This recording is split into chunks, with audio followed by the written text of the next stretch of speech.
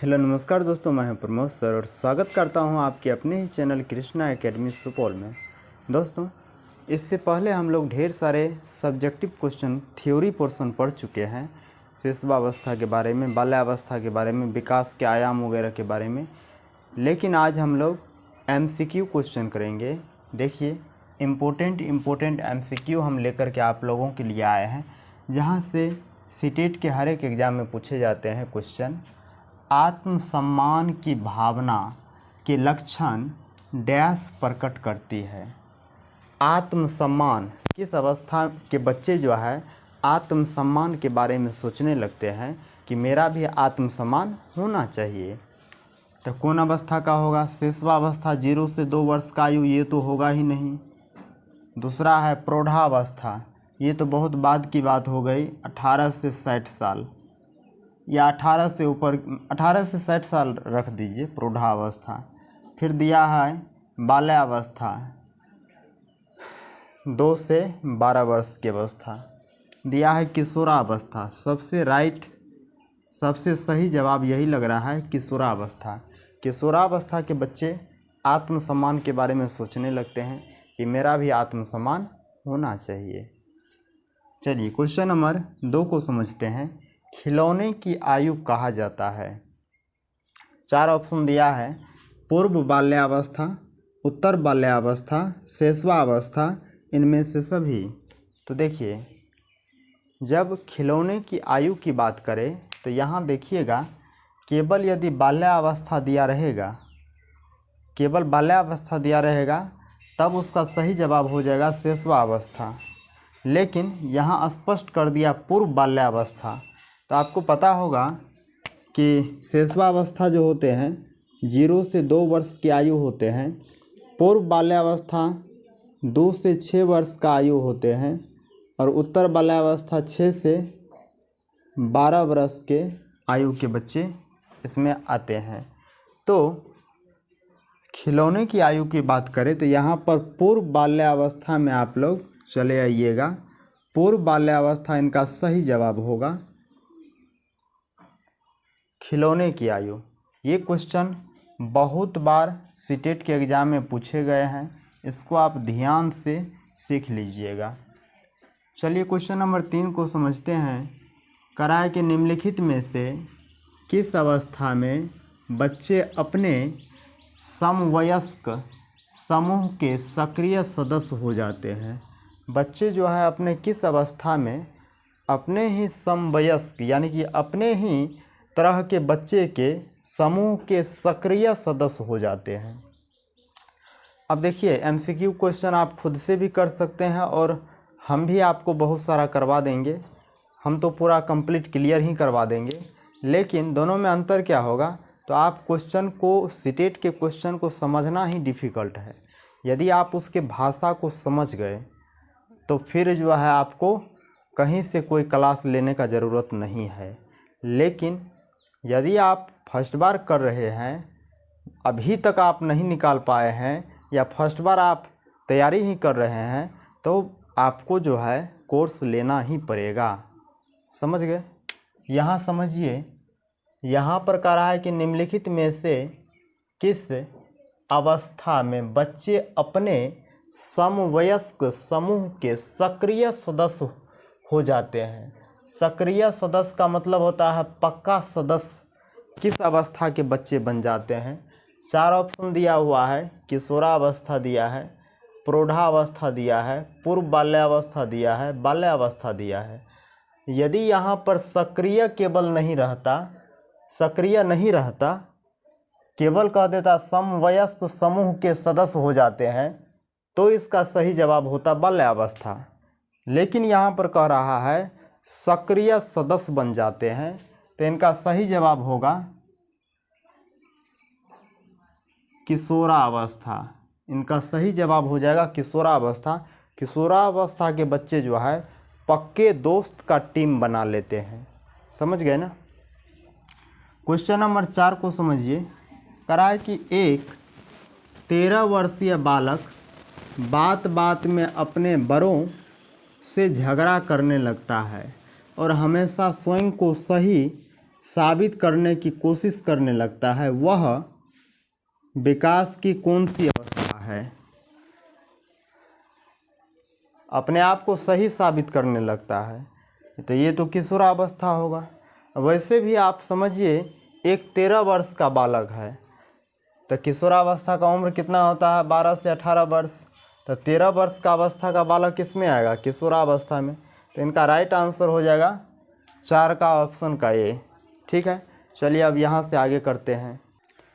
चलिए क्वेश्चन है पियाजे से कि पियाजे के अनुसार संज्ञानात्मक बाल विकास की कितनी अवस्थाएं हैं। तो आप पढ़े थे बाल विकास की 4 अवस्थाएं, तो यही क्वेश्चन है पियाजे के अनुसार संज्ञानात्मक बाल विकास की कितनी अवस्थाएं हैं। तो ये कुल मिलाकर के 4 गो अवस्था थे जो पियाजे ने दिए थे। संज्ञानात्मक बाल विकास की 4 अवस्थाएं आपको याद होगा हम बताए थे। क्वेश्चन नंबर 6 को देखिए, ये भी पियाजे से आया है। पियाजे मुख्यतः डैश के क्षेत्र में योगदान के लिए जाने जाते हैं।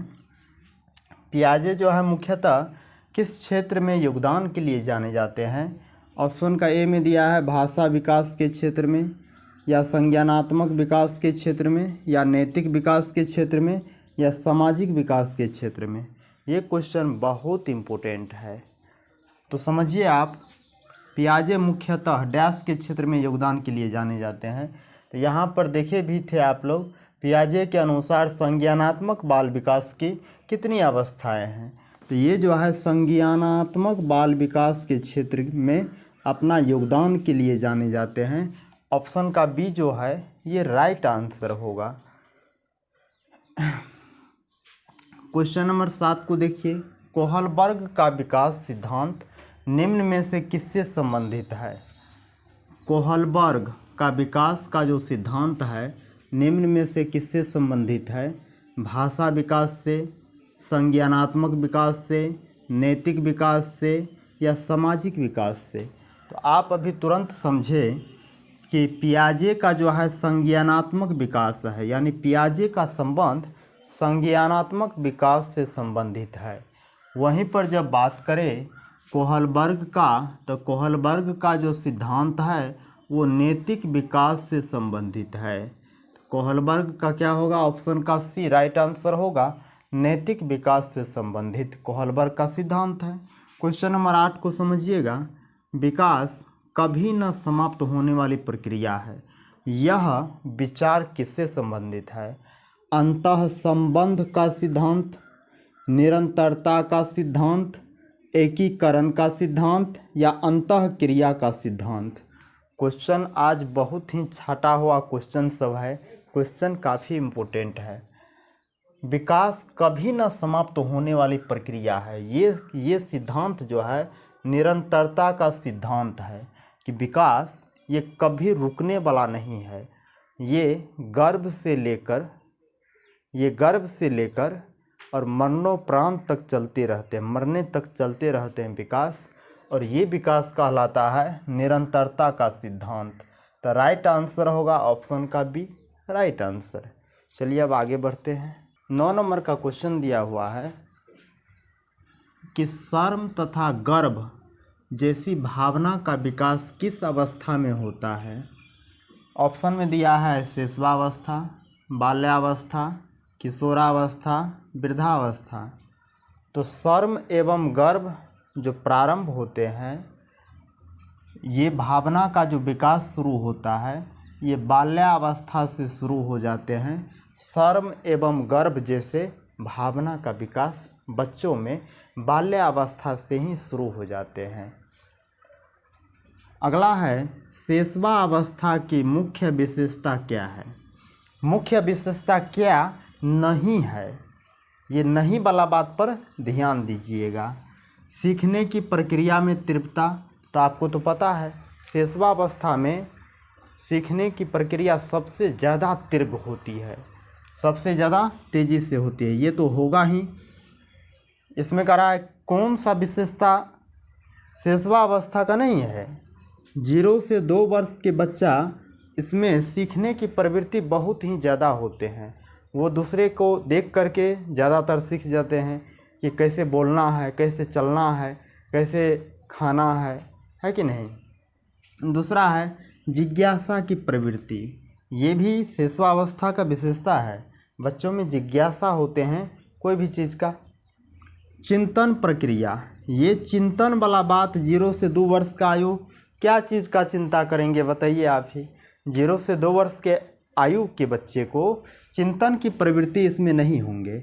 अनुकरण द्वारा सीखने की प्रवृत्ति, अनुकरण मतलब दूसरे को देखकर सीखने की प्रवृत्ति, तो ये सारे चीज़ होंगे। केवल ऑप्शन का सी ही नहीं होगा। तो कह रहा है कौन शिशुअवस्था के मुख्य विशेषता कौन नहीं है, तो ऑप्शन का सी राइट आंसर होगा। चिंतन प्रक्रिया ये जो है शिशुअवस्था की विशेषता नहीं है। उम्मीद करते हैं ये 10 क्वेश्चन आप बढ़िया से सीख गए होंगे। और इसी तरह का वीडियो देखने के लिए आप चैनल को सब्सक्राइब कर लीजिए। और हाँ, यदि आप भी सीटेट कंप्लीट करना चाहते हैं तो पेड कोर्स 5 से 1 रुपया भी ऑफ़र चल रहा है, जो ऑफ़र का डेट मात्र 6 से 7 दिन अब बचा हुआ है। आप आज ही जो है 5 से 1 रुपया 5 से 1 रुपया जो है 7979096467 इस पर फ़ोनपे करके आप जो है ग्रुप से जुड़ जाइए। आपका तैयारी 100% श्योर कर देंगे। थैंक यू वीडियो को अंतिम तक देखने के लिए।